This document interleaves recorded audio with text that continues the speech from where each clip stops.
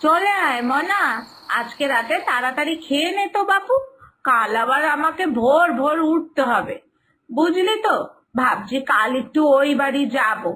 এতটা পথ যাব, আসবো, অনেকটা সময় লেগে যায়। তাই তো আজকে তাড়াহুড়া করছি। তাই তাড়াতাড়ি করে রান্নাটাও বসিয়ে দিয়েছি। আর রান্না প্রায় হয়েই গেছে। এখনই নামিয়ে তোকে খেতে দেবো। খাওয়াটা হলে আবার কত কাজ থাকে বলতো। সব গোছাতে হবে, বাসন মাজতে হবে, রান্নাঘর পুছতে হবে। বাবা রে বাবা! আরে মা, তুমি কাজ নিয়ে এত চিন্তা করো না তো। আমি তো আছি নাকি? হাতে হাতে আমি তোমার সব কাজ করে দেব। আমাদের শুধু খাওয়াটা হয়ে যাক আগে, তাহলে তুমি সব গুছিয়ে ফেলতে পারবে তাড়াতাড়ি করে। আমি করে দেব তো। তবে মা, তুমি কাল যাবে বলছো ওই বাড়িতে, মানে তুমি মামা বাড়ি যাবে বলছো তাই তো? কিন্তু মা, তুমি কিন্তু মামা বাড়িতে গিয়ে এই সম্পত্তির ভাগ নিয়ে কোনো কথা বলো না। এটা নিয়ে মামা মামি খুব সমস্যায় পড়ছে। মামি খুব কান্নাকাটিও করেছে আমার সামনে। আমার এটা ভালো লাগছে না। আর সম্পর্কও তো খারাপ হচ্ছে বলো। তুমি কিন্তু সম্পত্তির ভাগ চাইবে না, ব্যাস। এই তুই চুপ কর তো। আমি তো সম্পত্তির ভাগ চাইতেই যাব ওই বাড়িতে। আমাকে আবার আলাদা করে বলে দিচ্ছে। আজকালকার মেয়েরা সম্পত্তির ভাগ পায়, বুঝেছিস? আমাদের পাশের বাড়ির ফাল্গুনি, ও তো নিজের বাপের বাড়ি থেকে সম্পত্তির ভাগ নিয়ে আসলো। কত টাকা এনেছে জানিস? ওই টাকা দিয়ে নিজের বাড়িটা দালান করলো। আর এখনকার দিনে এই সম্পত্তির ভাগ পাওয়া কোনো ব্যাপারই না মেয়েদের, বুঝেছিস তো? আমাকেও আমার সম্পত্তির ভাগটা বুঝে নিতে হবে। আমারও তো অনেক প্রয়োজন আছে নাকি? মা, যাদের বাপের বাড়িতে প্রচুর পয়সা আছে তারা সম্পত্তির ভাগ পেতেই পারে। তারা সম্পত্তির ভাগ আনতেও পারে। কিন্তু আমাদের বাড়ির ক্ষেত্রে তো ব্যাপারটা আলাদা। আমার মামা বাড়ির অবস্থা তো অত ভালো না মা। ওইটুকু তো জায়গা যেখানে মামা মামিরা থাকে, সেখান থেকেও তোমাকে যদি ভাগ দেয়, তাহলে মামারা কোথায় থাকবে বলো তো? আর মামার কাছে তো এত টাকাও নেই যে তোমাকে টাকা ধরিয়ে দেবে জমির বদলে। তুমি তো সবই জানো মা, তাহলে কেন অকারণে ওদের জীবনে অশান্তি বাড়াচ্ছ? এগুলো করো না মা। তোকে এসব বুঝতে হবে না, এই বলে দিচ্ছি। আজকালকার দিনের মেয়ে, তাও কি আদিকালের কথা বলছিস না? এই সব মেয়েরাই এখন নেয়, তাই আমিও নেব। তাছাড়া তোর মামা ওরকম গরিব সেজে থাকে। আমি চাপ দিলেই হয়তো আমাকে অনেকগুলো টাকা বের করে দিতে পারে। তাহলে কি ভালো হবে বলতো? ওই টাকা দিয়ে তোর বিয়ের কতগুলো গয়না আরো বানিয়ে রাখতে পারবো। তাতে আমার চিন্তাটা কতটা কমবে। তুই কি কিছু বুঝিস? ও, তাই তো। আর তোমার বিয়ের গয়নার কথা তোমার মনে আছে মা? যেটা দাদু নিজের একটা জমি বিক্রি করে তোমাকে বানিয়ে দিয়েছিল, তোমাকে বিয়ে দিয়েছিল। এটা তো তোমার মুখেই শোনা কথা। তুমিই তো আমাকে বলেছিলে। তাহলে এখন নিশ্চয় তুমি ভুলে যাওনি। আর সেই হিসাবে বলতে গেলে তো তোমার ভাগের জমি দাদু তোমাকে দিয়েই দিয়েছে। তাহলে আবার কেন জমির ভাগ আনতে চাইবে? হ্যাঁ, দেখ মনা, তুই বেশি বড় বড় কথা বলিস না তো। এত কথার উত্তর আমি দিতে পারবো না। বাবা আমার যা করার তা করেছে। মেয়ের বিয়েতে সবার বাবা মারাই এতটাই খরচা করে, তাই বলে বাবার পৈতৃক সম্পত্তিতে আমি ভাগ নেব না? এটা কেমন কথা বলতো? বলেছি না, বয়সের থেকে বেশি না বোঝাই ভালো। নে, খেতে আয় আর মুখটা বন্ধ কর। না, মা যে কেন বুঝতে পারছে না, আমি নিজেও এটা বুঝতে পারছি না। মামাদের তো ওইটুকু জমি, মামাদের জমিতে আর মা কি ভাগ নেবে? মামারা তাহলে কোথায় থাকবে? মা কি কিছুই বুঝতে পারছে না। আর জমির বদলে মামা যে টাকা দেবে, এতটা টাকার সম্পত্তিও মামার কাছে নেই। মামা তো ওই সামান্য একটা দোকানে বসে। কি যে করছে না, মাকে আমার থামাতেই হবে। না হলে দিনের পর দিন মা মামা মামির উপরে এরকম চাপ সৃষ্টি করবে। এটা তো একদম ভালো না। কিছু আমাকে একটা ভাবতেই হবে। দেখি কি করতে পারি।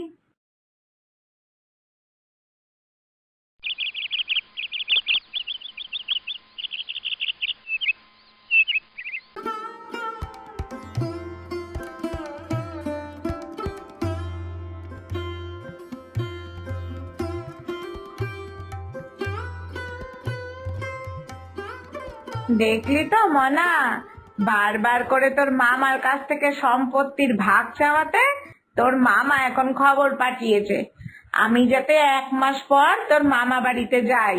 তোর মামা এবার সম্পত্তির ভাগ আমাকে দেবে, মানে জমি তো দিতে পারবে না, ওই জমির হিসাব করে আমাকে টাকা দিয়ে দেবে। এবার তাহলে তুই বল, তোর কথা শুনলে তো আমি আর এই টাকার বন্দোবস্তই করতে পারতাম না। হা হা, এইবার কি সুবিধা যে আমার হবে এই টাকাটা পেলে সেটা তো শুধু আমি জানি। দেখলি কেমন চাপ দেওয়াতে তোর মামা টাকা বের করতে রাজি হয়ে গেল। ভালো কথা তো, মামা যখন টাকা দিতে রাজি হয়েছে তাহলে আর কি বা বলার আমার। তোমার মামার থেকে এই টাকাটা নিতে ভালো লাগবে তো? মানে তুমি খুশি তো এই টাকাটা নিয়ে? কিসের এত টাকার গল্প হচ্ছে গো বৌদি? কি এমন টাকা পয়সা নিয়ে কথা হচ্ছে এই তোমাদের মা মেয়ের মধ্যে? বেশি টাকা পয়সা হয়ে গেল নাকি তোমাদের? হ্যাঁ, তাহলে আমাকে জানিও, আমারও তো টাকা পয়সার খুব দরকার। আমাকেও তো একটু টাকা পয়সা দিয়ে তোমরা তাহলে সাহায্য করতে পারো, তাই না? আরে আরে ঠাকুরজি, তুমি হঠাৎ করে এই বাড়িতে আসলে? কি কি সৌভাগ্য গো আমাদের, তুমি আসলে বলে। আসো আসো, ঘরে আসো। এত দূর থেকে এসেছো, আগে ঘরে ফ্যানের তলায় বসে একটু বিশ্রাম করবে চলো, তারপর না হয় সব গল্প হবে খন। হ্যাঁ হ্যাঁ, সে তো আমি ঘরে যাবই, বাইরে দাঁড়িয়ে থাকতে তো আমি আর আসিনি এই বাড়িতে। হ্যাঁ রে মনা, আমার জন্য একটু গুড় আর লেবু দিয়ে শরবত করে নিয়ে আয় তো, খুব হাঁপিয়ে গেছি আর খুব তৃষ্ণাও পেয়েছে আমার। যা, আগে একটু শরবত করে নিয়ে আয়। হ্যাঁ হ্যাঁ পিসিমণি, আমি এখনই তোমার জন্য গুড় আর লেবু দিয়ে শরবত করে আনছি। আমি তো জানি ওটা তোমার সব থেকে প্রিয় শরবত। যাও না, তুমি গিয়ে আগে ঘরে বসো ফ্যানের তলায়, আমি এক্ষুনি এনে দিচ্ছি।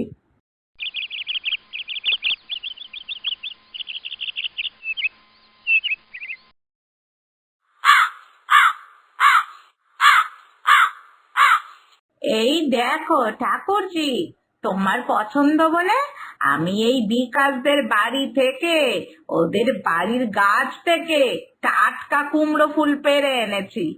তোমার যে ওই সোনা মুগের ডাল আর কুমড়ো ফুলের বড়া পছন্দ, এ আমি আজও ভুলিনি। আমার একমাত্র ঠাকুরজি বলে কথা, তোমার পছন্দ ভুলে গেলে হয় বলো তো? তোমার দাদা মা বাবা কেউই আমাকে ক্ষমা করবে না যদি আমি তোমার পছন্দ ভুলে যাই। হ্যাঁ, সে তো আমি জানি, তুমি আমার সব সময় যত্ন নাও। আমার মাও সব সময় আমি এই বাড়িতে আসলে এরকম করেই যত্ন নিতেন। আর কি গো বলি বৌদি, সময় আস্তে আস্তে পাল্টে যায়। আচ্ছা, যাক গে যাক।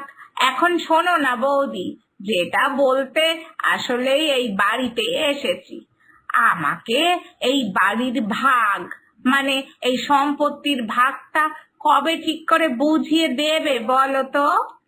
মা, মানে মানেটা কি? সম্পত্তির ভাগ মানে কি গো? তুমি তুমি এটা বলতে এই বাড়িতে এসেছো ঠাকুরজি? তুমি এই বাড়ির ভাগ চাইছো? এইটুকু তো জায়গা আমাদের, আর আমাদের মাথার উপরেও কেউ নেই।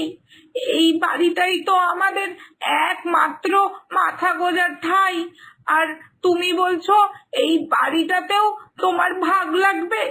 তাহলে তাহলে আমি আমার মেয়েকে নিয়ে কোথায় যাব বলো দেখি? আরে বাবা, বাড়ির ভাগ চেয়েছি গো, তোমাদেরকে কি আমি এই বাড়ি থেকে তাড়িয়ে দিচ্ছি নাকি? এত চিন্তা করছো কেন তুমি? এত বড় বাড়ি আমাদের, তোমরা অর্ধেকটা বাড়িতে থাকবে আর অর্ধেকটা আমার ছেলের নামে লিখে দেবে, ব্যাস এইটুকুই তো। আর যদি ভাবো যে বাড়ির ভাগটা এইভাবে দেবে না, তাহলে অর্ধেকটা জমির টাকা হিসাব করে আমাকে দিয়ে দেবে। হে আর এমন কি, তুমি অত ভয় পাচ্ছ কেন বলো তো? কি কি কথা বলছো ঠাকুরজি? টাকা? এত টাকা আমরা কোথা থেকে পাবো যে তোমাকে এত টাকা দেব?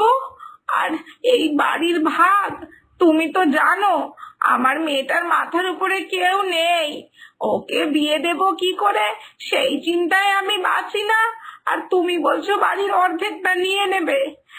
না না, আমি কিছুই বুঝতে পারছি না ঠাকুরজি, তোমার হঠাৎ করে কি হলো, এ তো আমার মাথার উপর দিয়ে যাচ্ছে।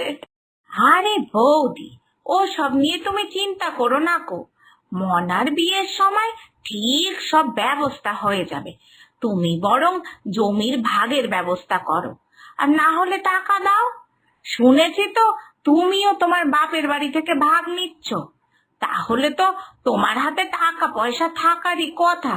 সেখান থেকেই আমাকে আমার হিসাবটুকু মিটিয়ে দাও, এ আর কি।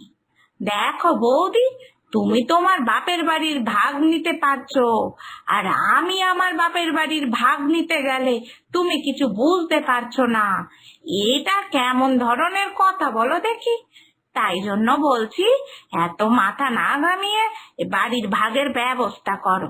তোমাকে তোমাকে কে দিল এই খবরটা? আমার আমার বাপের বাড়ির খবর তুমি কোথা থেকে পেলে গো ঠাকুরজি? ওই সব খবর তো আলাদা করে দিতে লাগে না গো বৌদি, ওই সব খবর তো হাওয়ায় ভাসে, বুঝলে? দেখো তাহলে তুমি ওই দিকের ভাগটা বুঝে নিয়ে আমাকেও আমার সম্পত্তির ভাগটা একটু বুঝিয়ে দাও, কেমন?